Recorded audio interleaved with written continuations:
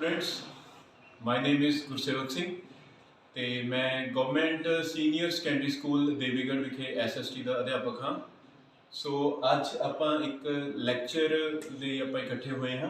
ਸੋ ਅੱਜ ਮੇਰਾ ਜਿਹੜਾ ਟੌਪਿਕ ਹੈਗਾ ਉਹ ਹੈਗਾ ਭਾਰਤੀ ਸੰਵਿਧਾਨ ਦੀਆਂ ਵਿਸ਼ੇਸ਼ਤਾਵਾਂ। ਠੀਕ ਹੈ ਜੀ।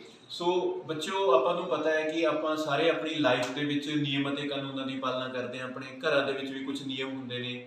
घर ਵਿੱਚ ਆਪਾਂ ਰੋਟੀ ਖਾਣ ਦਾ ਆਪਣਾ ਕੋਈ ਸਮਾਂ ਹੁੰਦਾ ਹੈਗਾ, ਆਪਣਾ ਘਰ ਤੋਂ ਬਾਹਰ ਜਾਣ ਦਾ ਕੋਈ ਸਮਾਂ ਹੈਗਾ, ਕੁਝ ਰੂਲਸ ਐਂਡ ਰੈਗੂਲੇਸ਼ਨਸ ਹੁੰਦੇ ਨੇ ਜਿਨ੍ਹਾਂ ਦੇ ਬਾਰੇ ਆਪਾਂ ਉਹਨਾਂ ਦੀ ਪਾਲਣਾ ਕਰਦੇ ਹਾਂ। ਇਸੇ ਤਰ੍ਹਾਂ ਦੇਸ਼ ਨੂੰ ਚਲਾਉਣ ਦੇ ਲਈ ਵੀ ਕੁਝ ਨਿਯਮਾਂ ਅਤੇ ਰੂਲਸ ਐਂਡ ਰੈਗੂਲੇਸ਼ਨਸ ਦੀ ਜਿਹੜੀ ਆਪਾਂ ਨੂੰ ਲੋੜ ਹੁੰਦੀ ਆ, ਤੇ ਉਹਨੂੰ ਅਸੀਂ ਕੀ ਕਹਿ ਦਿੰਦੇ ਹਾਂ? ਸੰਵਿਧਾਨ ਕਹਿ ਦਿੰਦੇ ਹਾਂ। ਕੀ ਕਹਿ ਦਿੰਦੇ ਹਾਂ? ਸੰਵਿਧਾਨ ਕਹਿ ਦਿੰਦੇ ਹਾਂ। किताबी भाषायां की व्याख्या जब आप की कि संविधान की हैगा, संविधान कुछ लिखती रूल्स ने, कुछ नियम ਅਤੇ कानून ने जिन्हां दे द्वारा सरकारां काम करदियां ने, जिन्हां दे द्वारा देश है जिहड़ा चलाया जाता है, जिस दे विच राज दीयां शक्तियां, संसद दीयां शक्तियां, राज्यां दीयां शक्तियां, इन्हां सारियां दे बारे जिहड़ा विस्तारपूर्वक जिहड़ा ओह दस्सिया जाता है। बच्चों, जिमें कि अपन पता है कि संविधान है जिहड़ा संविधान बहुत ही ज़्यादा महत्वपूर्ण चीज़ हैगी आ, ते भारतीय संविधान दी अज कुछ कुछ विशेषतावां ने जिहड़ियां आपां ओह करनियां हैगियां। ये जिहड़ा टॉपिक मैं बेटा लेके आया हैगा अज तुहाडे वास्ते, ये बहुत ही महत्वपूर्ण है। ये 8वीं जमात के वास्ते, 10वीं जमात के वास्ते, तो ईवन 11वीं 12वीं जमात के वास्ते भी बहुत ज़्यादा महत्वपूर्ण है। तो ईवन आपां जे गल करिए कि बहुत सारे जिहड़े प्रश्न ने ਉਹ ਭਾਰਤੀ ਸੰਵਿਧਾਨ ਦੇ ਵਿੱਚੋਂ ਜਿਹੜੇ ਕੰਪੀਟੀਸ਼ਨ ਦਾ ਪੇਪਰ ਹੈ, ਕੱਲ੍ਹ ਨੂੰ ਤੁਸੀਂ ਕੋਈ ਵੀ ਕੰਪੀਟੀਸ਼ਨ ਦੇ ਪੇਪਰ 'ਚ ਬੈਠਣਾ ਹੈਗਾ, ਉਸ ਪੇਪਰ ਦੇ ਵਿੱਚ ਜ਼ਰੂਰ ਆਉਂਦੇ ਹੈਗੇ ਨੇ। ਸੋ ਆਪਾਂ ਸਟਾਰਟ ਕਰਦੇ ਹੈਗੇ ਬੇਟਾ। ਸੋ ਮੇਰਾ ਪਹਿਲਾ ਸਭ ਤੋਂ ਪਹਿਲੇ ਜਿਹੜਾ ਪੁਆਇੰਟ ਹੈਗਾ ਬੇਟਾ ਕਿ ਲੰਬਾ ਅਤੇ ਵਿਸਤ੍ਰਿਤ ਸੰਵਿਧਾਨ। ਜਿਵੇਂ ਕਿ ਆਪਾਂ ਜਾਣਦੇ ਹਾਂ ਕਿ ਭਾਰਤੀ ਸੰਵਿਧਾਨ ਹੈ ਜਿਹੜਾ ਉਹ ਬਹੁਤ ਜ਼ਿਆਦਾ ਲੰਬਾ ਹੈਗਾ। ਦੁਨੀਆ ਦਾ ਕੋਈ ਵੀ ਸੰਵਿਧਾਨ ਹੈ ਜਿਹੜਾ ਉਹ ਇੰਨਾ ਜ਼ਿਆਦਾ ਵਿਸ਼ਾਲ, ਇੰਨਾ ਜ਼ਿਆਦਾ ਲੈਂਥੀ ਹੈ ਜਿਹੜਾ ਨਹੀਂ ਹੈਗਾ। ਭਾਰਤੀ ਸੰਵਿਧਾਨ ਜਦੋਂ ਲਾਗੂ ਹੁੰਦਾ ਹੈਗਾ 26 जनवरी 1950 ਨੂੰ ਭਾਰਤੀ ਸੰਵਿਧਾਨ ਹੈ ਜਿਹੜਾ ਉਹ ਲਾਗੂ ਹੁੰਦਾ ਹੈਗਾ। ਤੇ ਬਣ ਕੇ ਕਦੋਂ ਤਿਆਰ ਹੋ ਗਿਆ ਸੀ ਇਹ? 26 ਨਵੰਬਰ 1949 ਨੂੰ ਭਾਰਤੀ ਸੰਵਿਧਾਨ ਹੈ ਜਿਹੜਾ ਬੱਚੇ ਬਣ ਕੇ ਤਿਆਰ ਹੋ ਗਿਆ ਸੀ। ਡੇਟਸ ਨੇ ਜਿਹੜੀਆਂ ਬਹੁਤ ਜ਼ਿਆਦਾ ਇੰਪੋਰਟੈਂਟ ਨੇ, ਇਹਨਾਂ ਨੂੰ ਰਿਮਾਈਂਡ ਰੱਖਣਾ ਹੈਗਾ, ਤੁਸੀਂ ਯਾਦ ਕਰਨਾ ਹੈਗਾ, ਰਿਮੈਂਬਰ ਰੱਖਣਾ ਹੈਗਾ। ਠੀਕ ਹੈ ਜੀ। ਭਾਰਤੀ ਸੰਵਿਧਾਨ ਦੇ ਲਾਗੂ ਹੋਣ ਦੀ ਡੇਟ ਤੇ ਭਾਰਤੀ ਸੰਵਿਧਾਨ ਬਣ ਕੇ ਜਦੋਂ ਤਿਆਰ ਹੋ ਗਿਆ ਸੀਗਾ। ਠੀਕ ਹੈ। ਇਹਦਾ ਆਪਾਂ ਟੌਪਿਕ ਵੈਸੇ ਵੱਖਰਾ ਲੈ ਕੇ ਆਵਾਂਗੇ, ਭਾਰਤੀ ਸੰਵਿਧਾਨ ਦਾ ਪਿਛੋਕੜ। ਪਰ ਅੱਜ ਆਪਾਂ ਵਿਸ਼ੇਸ਼ਤਾਵਾਂ ਦੀ ਗੱਲ ਜੇ ਕਰੀਏ ਹੈਗੇ ਤਾਂ ਭਾਰਤ ਦੇ ਸੰਵਿਧਾਨ ਦੇ ਵਿੱਚ 395 ਆਰਟੀਕਲਸ ਨੇ। ਕਿੰਨੇ ਆਰਟੀਕਲਸ ਨੇ ਬੱਚੇ? ਬਹੁਤ ਜ਼ਿਆਦਾ ਮਹੱਤਵਪੂਰਨ ਕੁਐਸਚਨ ਹੈ। 395 ਆਰਟੀਕਲਸ ਨੇ, 22 ਪਾਰਟਸ ਨੇ ਤੇ 12 ਸ਼ਡਿਊਲਸ ਨੇ। 12 ਸ਼ਡਿਊਲ ਨੇ ਇਹਦੇ, ਅਨੁਸੂਚੀਆਂ ਜਿਨ੍ਹਾਂ ਨੂੰ ਕਿਹਾ ਜਾਂਦਾ ਹੈਗਾ, ਤੇ 22 ਭਾਗ ਨੇ।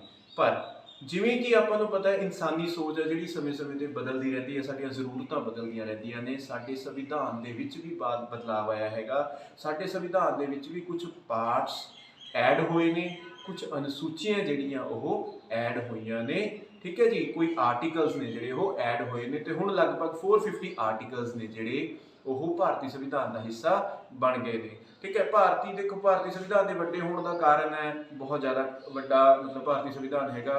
ਕਾਰਨ ਕੀ ਹੋ ਸਕਦਾ ਹੈ? ਇਹਦੀ ਜੀਓਗ੍ਰਾਫੀ, ਇੱਕ ਜਿਹੜੀ ਭਾਰਤ ਦੀ ਜੀਓਗ੍ਰਾਫੀ ਦੇਖੋ ਬਹੁਤ ਵੱਡੀ ਹੈਗੀ ਹੈ। North to south, east to west ਆਪਾਂ ਦੇਖੀਏ, ਵੱਖ-ਵੱਖ ਤਰ੍ਹਾਂ ਦੇ ਲੋਕ, ਉਹਨਾਂ ਦਾ ਸੱਭਿਆਚਾਰ, ਵੱਖ-ਵੱਖ ਧਰਮ, ਜਾਤਾਂ, ਇਹਨਾਂ ਸਾਰਿਆਂ ਦੀ ਸ਼ਮੂਲੀਅਤ ਕਰਨ ਦੇ ਲਈ ਇਹ ਬਹੁਤ ਜ਼ਿਆਦਾ ਜ਼ਰੂਰੀ ਸੀਗਾ। ਤੇ ਕਿਸੇ ਨੂੰ ਵੀ ਇਹ ਲੱਗੇ ਨਾ ਕਿ ਭਾਰਤੀ ਸੰਵਿਧਾਨ ਦੇ ਵਿੱਚ ਮੇਰੇ ਲਈ ਹਿੱਸਾ ਨਹੀਂ ਹੈਗਾ, ਤਾਂ ਇਹ ਕੁਛ ਰਿਹਾ ਕਿ ਭਾਰਤੀ ਸੰਵਿਧਾਨ ਦਾ ਜਿਹੜਾ ਬੱਚੇ ਵੱਡਾ ਹੋ ਗਿਆ। ਵਿਸਤ੍ਰਿਤ ਸੰਵਿਧਾਨ, ਹਰੇਕ ਸ਼ਕਤੀ, ਰਾਜ ਦਾ ਕੀ ਕੰਮ ਹੋਏਗਾ? ਠੀਕ ਹੈ ਜੀ। ਸੰਸਦ ਕਿਹੜਿਆਂ ਵਿਸ਼ਿਆਂ ਤੇ ਕਾਨੂੰਨ ਬਣਾ ਸਕਦੀ ਹੈਗੀ ਹੈ? ਵਿਧਾਨ ਮੰਡਲ ਹੈ ਜਿਹੜਾ ਕਿਹੜੇ ਵਿਸ਼ਿਆਂ ਤੇ ਕਾਨੂੰਨ ਬਣਾ ਸਕਦਾ ਹੈਗਾ?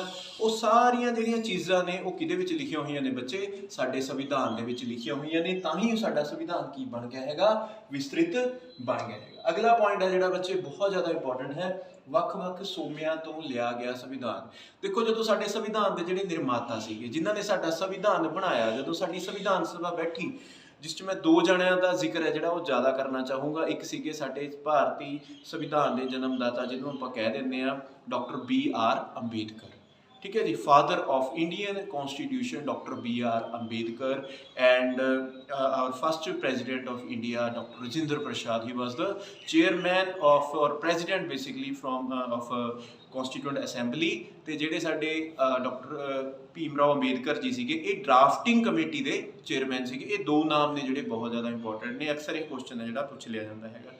ਸੋ ਸੋਮਿਆਂ ਦੀ ਗੱਲ ਕਰੀਏ ਤਾਂ ਉਹਨਾਂ ਨੇ ਬਹੁਤ ਸਾਰੇ ਸੰਵਿਧਾਨਾਂ ਨੂੰ ਪੜ੍ਹਿਆ, ਸੋ ਦੁਨੀਆ ਦੇ ਜਿੰਨੇ ਵੀ ਸੰਵਿਧਾਨ ਨੇ ਉਹਨਾਂ ਨੂੰ ਪੜ੍ਹਿਆ ਗਿਆ, ਬਹੁਤੇ ਸੰਵਿਧਾਨਾਂ ਨੂੰ ਪੜ੍ਹਿਆ ਗਿਆ, ਤੇ ਉਹਨਾਂ ਵਿੱਚ ਜੋ ਜੋ ਚੀਜ਼ਾਂ ਸੀਗੀਆਂ ਉਹਨਾਂ ਨੂੰ ਚੰਗੀਆਂ ਲੱਗੀਆਂ, ਉਹਨਾਂ ਨੇ ਭਾਰਤੀ ਸੰਵਿਧਾਨ ਦੇ ਵਿੱਚ ਉਹਨਾਂ ਚੀਜ਼ਾਂ ਨੂੰ ਬੱਚੇ ਸ਼ਾਮਿਲ ਕੀਤਾ ਹੈਗਾ। ਮੈਂ ਕੁਝ ਕੁ ਗੱਲਾਂ ਤੁਹਾਡੇ ਨਾਲ ਜ਼ਿਕਰ ਕਰਨਾ ਚਾਹੂੰਗਾ। ਸਭ ਤੋਂ ਜਿਹੜਾ ਵੱਡਾ ਰੂਲ ਹੈਗਾ ਭਾਰਤੀ ਸੰਵਿਧਾਨ ਦੇ ਵਿੱਚ ਹੋਗਾ ਗਵਰਨਮੈਂਟ ਆਫ ਇੰਡੀਆ ਐਕਟ 1935।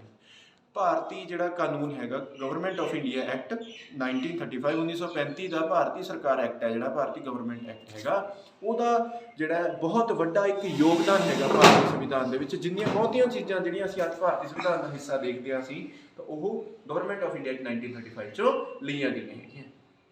ਹੋਰ ਬੱਚੇ ਜਿਵੇਂ ਆਪਾਂ ਦੇਖਦੇ ਹਾਂ ਸਾਡੇ ਸੰਵਿਧਾਨ ਦੇ ਵਿੱਚ ਮੌਲਿਕ ਅਧਿਕਾਰ ਹੈਗੇ ਨੇ। ਆਪਾਂ ਨੂੰ ਪਤਾ ਸਾਡੇ ਸੰਵਿਧਾਨ ਦੇ ਵਿੱਚ 6 ਮੌਲਿਕ ਅਧਿਕਾਰ ਹੈਗੇ ਨੇ, ਠੀਕ ਹੈ ਜੀ। ਰਾਈਟ ਟੂ ਇਕੁਐਲਿਟੀ ਹੈਗਾ, ਠੀਕ ਹੈ ਬੱਚੇ। ਉਸ ਤੋਂ ਬਾਅਦ ਸਾਡੇ ਕੋਲੇ ਰਾਈਟ ਟੂ ਫਰੀडम ਹੈਗਾ, ਠੀਕ ਹੈ ਬੇਟਾ। ਰਾਈਟ ਅਗੇਂਸਟ ਐਕਸਪਲੋਇਟੇਸ਼ਨ ਹੈਗਾ, right to freedom of religion ਹੈਗਾ। ਉਸ ਤੋਂ ਬਾਅਦ cultural and educational rights for the minorities ਹੈਗਾ, ਤੇ ਸਾਡੇ ਕੋਲੇ ਕਨਸਟੀਟਿਊਸ਼ਨਲ ਰੈਮੇਡੀਜ਼, ਠੀਕ ਹੈ। ਰਾਈਟ ਟੂ ਕਨਸਟੀਟਿਊਸ਼ਨਲ ਰੈਮੇਡੀਜ਼ ਹੈ ਜਿਹੜਾ ਸਾਡੇ ਕੋਲੇ ਭਾਗ ਤੀਜੇ ਦੇ ਵਿੱਚ ਜਿਹੜੇ ਲਏ ਗਏ ਨੇ। ਸਾਡੇ ਕੋਲੇ 6 ਮੌਲਿਕ ਅਧਿਕਾਰ ਨੇ, ਅਰਲੀਅਰ ਇਟ ਵਾਜ਼ 7, ਠੀਕ ਹੈ। ਰਾਈਟ ਟੂ ਪ੍ਰੋਪਰਟੀ ਹੈ ਜਿਹੜਾ ਉਹ ਇਸ ਚੋਂ ਨਿਕਲ ਗਿਆ ਹੈਗਾ, ਤੇ 6 ਮੌਲਿਕ ਅਧਿਕਾਰ ਨੇ ਉਹ ਅਸੀਂ ਕਿੱਥੋਂ ਲਏ ਹੈਗੇ ਨੇ? ਉਹ ਅਸੀਂ ਅਮਰੀਕਨ ਕਨਸਟੀਟਿਊਸ਼ਨ ਚੋਂ ਲਏ ਹੈਗੇ ਨੇ, ਠੀਕ ਹੈ ਬੇਟਾ। ਇਸ ਤਰ੍ਹਾਂ ਅਸੀਂ parliamentary form of a government ਹੈਗੀ ਹੈ। ਇਹ ਆਪਣਾ ਅਗਲਾ ਵੀ ਇਹਦੇ ਵਿੱਚ ਮਤਲਬ ਵਿਸ਼ੇਸ਼ਤਾ ਭਾਰਤੀ ਸੰਵਿਧਾਨ ਦੀ, ਵੀ ਭਾਰਤੀ ਸੰਵਿਧਾਨ ਨੇ ਸੰਸਦੀ ਸ਼ਾਸਨ ਪ੍ਰਣਾਲੀ ਨੂੰ ਆਪਟ ਕੀਤਾ ਹੈਗਾ। ਸਾਨੂੰ ਪਤਾ ਹੈ ਸੰਸਦੀ ਸ਼ਾਸਨ ਪ੍ਰਣਾਲੀ ਕੀ ਹੁੰਦੀ ਹੈ ਬੱਚੇ? ਜਿਹਦੇ ਵਿੱਚ ਵਿਧਾਨ ਪਾਲਿਕਾ ਅਤੇ ਕਾਰਜਪਾਲਿਕਾ ਦੇ ਵਿਚਕਾਰ ਗੂੜਾ ਸੰਬੰਧ ਹੁੰਦਾ ਹੈਗਾ, ਠੀਕ ਹੈ ਜੀ। ਜਿਹੜਾ ਰਾਸ਼ਟਰਪਤੀ ਹੁੰਦਾ ਹੈਗਾ ਉਹ ਨਾਮਾਤਰ ਦਾ ਮੁਖੀਆ ਹੁੰਦਾ ਹੈ, ਤੇ ਪ੍ਰਧਾਨ ਮੰਤਰੀ ਹੈਗਾ ਜਿਹੜਾ ਬੇਟੇ ਉਹਦੇ ਹੱਥ ਵਿੱਚ ਸਾਰੀਆਂ ਸ਼ਕਤੀਆਂ, ਮਤਲਬ ਉਹ ਪਾਵਰਸ ਨੂੰ ਯੂਜ਼ ਕਰਦਾ ਹੈਗਾ, ਤੇ ਅਸਲੀ ਮੁਖੀਆ ਉਹਨੂੰ ਹੈ ਜਿਹੜਾ ਮੰਨਿਆ ਜਾਂਦਾ ਹੈਗਾ। ਜਿਵੇਂ ਇੰਗਲੈਂਡ ਦੀ ਰਾਣੀ ਹੈਗੀ ਉਹ ਨੋਮੀਨਲ ਹੈੱਡ ਹੈਗੀ ਹੈ, ਠੀਕ ਹੈ। ਇਸੇ ਤਰ੍ਹਾਂ ਸਾਡਾ ਜਿਹੜਾ ਪ੍ਰੈਜ਼ੀਡੈਂਟ ਹੈਗੇ ਨੇ ਜਿਹੜੇ, ਠੀਕ ਹੈ। ਕਰੰਟ ਪ੍ਰੈਜ਼ੀਡੈਂਟ ਕੌਣ ਨੇ ਬੇਟੇ? ਠੀਕ ਹੈ, ਇਹ ਤੁਸੀਂ ਯਾਦ ਰੱਖਣਾ ਹੈਗਾ, ਇਹ ਤੁਹਾਡੇ ਲਈ ਕੁਐਸਚਨ ਹੈ। ਇਹ ਤੁਸੀਂ ਨੀਚੇ ਕਮੈਂਟਸ ਦੇ ਵਿੱਚ ਕੁਐਸਚਨ ਦੱਸਣਾ ਹੈਗਾ, who is the current president of India, ਠੀਕ ਹੈ, ਤੇ current prime minister of India, ਠੀਕ ਹੈ। ਸੋ ਇਹ ਅਸੀਂ ਸੰਸਦੀ ਸ਼ਾਸਨ ਪ੍ਰਣਾਲੀ ਬੱਚੇ ਅਸੀਂ ਕਿੱਥੋਂ ਲਈ ਹੈਗੀ ਹੈ? ਅਸੀਂ ਇਹ ਇੰਗਲੈਂਡ ਦੇ ਸੰਵਿਧਾਨ ਤੋਂ ਲਈ ਹੈਗੀ ਹੈ। ਮੌਲਿਕ ਅਧਿਕਾਰ ਅਸੀਂ ਕਿੱਥੋਂ ਲਏ ਹੈਗੇ ਨੇ? ਅਸੀਂ ਅਮਰੀਕਨ ਕਨਸਟੀਟਿਊਸ਼ਨ ਤੋਂ ਲਏ ਹੈਗੇ ਨੇ। ਇਸੇ ਤਰ੍ਹਾਂ ਸਾਡੇ ਸੰਵਿਧਾਨ ਦੇ ਵਿੱਚ ਮੌਲਿਕ ਕਰਤੱਵ ਵੀ ਹੈਗੇ ਨੇ, ਠੀਕ ਹੈ ਜੀ, ਜੋ ਅਸੀਂ USSR, ਅਰਲੀਅਰ USSR ਫਾਰਮਰ, ਠੀਕ ਹੈ, ਨਾਓ ਇਟਸ ਰਸ਼ੀਆ, ਉਹਦੇ ਤੋਂ ਲਏ ਹੈਗੇ ਨੇ। ਤੇ ਅਸੀਂ ਐਮਰਜੈਂਸੀ ਪਾਵਰਸ ਨੇ ਸਾਡੀਆਂ ਸੰਕਟਕਾਲੀ ਸ਼ਕਤੀਆਂ ਨੇ, ਅਨੁਛੇਦ 352, ਅਨੁਛੇਦ 356 ਅਤੇ ਅਨੁਛੇਦ 360, ਠੀਕ ਹੈ ਜੀ। ਦੇਸ਼ ਦਾ ਜਾਂ ਰਾਸ਼ਟਰੀ ਸੰਕਟਕਾਲੀ ਸ਼ਕਤੀ, ਨੈਸ਼ਨਲ ਐਮਰਜੈਂਸੀ ਜਿਹਨੂੰ ਆਪਾਂ ਕਹਿ ਸਕਦੇ ਹਾਂ। ਉਸ ਤੋਂ ਬਾਅਦ ਸਾਡੇ ਕੋਲੇ ਪ੍ਰੈਜ਼ੀਡੈਂਟਸ ਰੂਲ ਆ ਜਾਂਦਾ ਹੈਗਾ, ਆਰਟੀਕਲ 356, ਤੇ ਸਾਡੇ ਕੋਲੇ ਫਾਈਨੈਂਸ਼ੀਅਲ ਐਮਰਜੈਂਸੀ ਹੈਗੀ ਹੈ, ਠੀਕ ਹੈ, ਆਰਟੀਕਲ 360 ਆਫ ਇੰਡੀਅਨ ਕਨਸਟੀਟਿਊਸ਼ਨ। ਉਹ ਅਸੀਂ ਕਿੱਥੋਂ ਲਈਆਂ ਹੈਗੀਆਂ?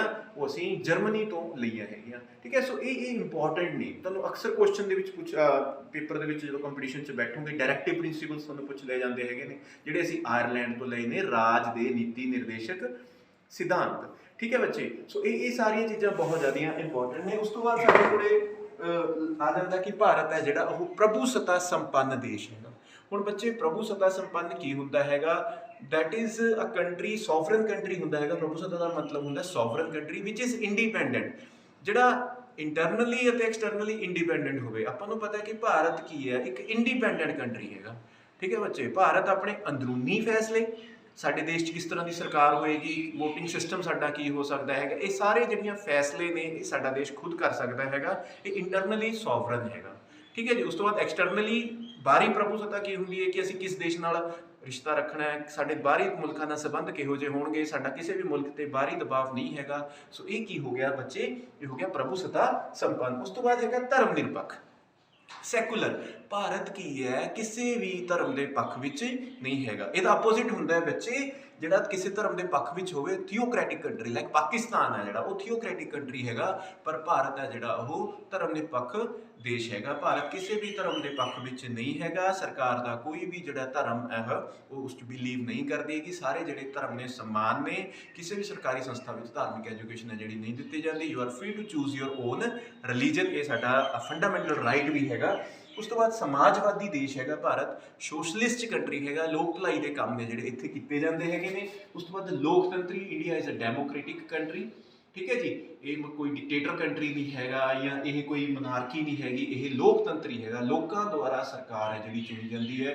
18 ਜਾਂ 18 ਸਾਲ ਦਾ ਵਿਅਕਤੀ, ਉਸ ਤੋਂ ਉੱਪਰ ਦਾ ਵਿਅਕਤੀ ਉਹ ਵੋਟ ਪਾ ਕੇ ਆਪਣੀ ਸਰਕਾਰ ਹੈ ਜਿਹੜੀ ਚੁਣਦਾ ਹੈਗਾ। ਤੇ ਗਣਰਾਜ ਬੱਚੇ ਉਹ ਹੁੰਦਾ ਜਿੱਥੇ ਦੇਸ਼ ਦਾ ਮੁਖੀਆ ਲੋਕਾਂ ਦੁਆਰਾ ਚੁਣਿਆ ਜਾਵੇ। ਕੋਈ ਵੀ ਹੈਰੀਡਿਟਰੀ ਹੈਡ ਹੈ ਜਿਹੜਾ ਉਹ ਦੇਸ਼ ਦਾ ਨਾ ਹੋਵੇ, ਕਿੰਗ ਔਰ ਕੁਈਨ ਹੈ ਜਿਹੜਾ ਉਹ ਨਾ ਹੋਵੇ, ਉਸਨੂੰ ਅਸੀਂ ਕੀ ਕਹਿ ਦਿੰਦੇ ਹਾਂ, ਗਣਰਾਜ ਕਹਿ ਦਿੰਦੇ ਹਾਂ। ਠੀਕ ਹੈ ਬੱਚੇ। ਸੋ ਇਹ ਮਤਲਬ ਕੁਝ ਕੁ ਸਾਡੇ ਭਾਰਤੀ ਸੰਵਿਧਾਨ ਦੀਆਂ ਵਿਸ਼ੇਸ਼ਤਾਵਾਂ ਜਿਹੜੀਆਂ ਉਹ ਹੈਗੀਆਂ ਨੇ। ਬਹੁਤ ਜ਼ਿਆਦਾ ਹੋਰ ਵੀ ਵਿਸ਼ੇਸ਼ਤਾਵਾਂ ਹੈਗੀਆਂ ਨੇ, ਬਟ ਉਹ ਮੈਂ ਤੁਹਾਨੂੰ ਹੋਮਵਰਕ ਦੇਣਾ ਜਾਂ ਤੁਸੀਂ ਉਹ ਖੁਦ ਤੁਸੀਂ ਸਰਚ ਕਰਨੀਆਂ ਹੈਗੀਆਂ ਨੇ। ਠੀਕ ਹੈ। ਤੇ ਉਸ ਤੋਂ ਬਾਅਦ ਤੁਸੀਂ ਆਪਣੇ ਮੇਰੇ ਨਾਲ ਜਾਂ ਆਪਣੇ ਜੇ ਕੋਈ ਹੋਰ ਵੀਡੀਓ ਦੇਖ ਰਿਹਾ ਆਪਣੇ ਟੀਚਰਸ ਦੇ ਨਾਲ ਡਿਸਕਸ ਕਰਨੀ ਹੈ। ਪਰ ਜਿੰਨੀਆਂ ਮੈਨੂੰ ਇੰਪੋਰਟੈਂਟ ਲੱਗੀਆਂ, ਇਹਨਾਂ 'ਚੋਂ ਤੁਹਾਡੇ ਬਹੁਤ ਜ਼ਿਆਦਾ ਕੰਪੀਟੀਸ਼ਨ ਦੇ ਜਿਹੜੇ ਕੁਐਸਚਨ ਨੇ ਜਾਂ ਤੁਹਾਡਾ ਜਿਹੜਾ ਐਕੈਡੈਮਿਕ ਪਾਰਟ ਹੈਗਾ ਉਹ ਕਲੀਅਰ ਹੋ ਰਿਹਾ ਹੈਗਾ। Whether it is short question or whether it is a long question, ਇਸ 'ਚੋਂ ਤੁਹਾਨੂੰ ਪੂਰੇ ਨੰਬਰ ਆਉਣ ਦੀ ਸੰਭਾਵਨਾ ਜਿਹੜੀ ਉਹ ਵੱਧ ਜਾਂਦੀ ਹੈ। Thank you so much.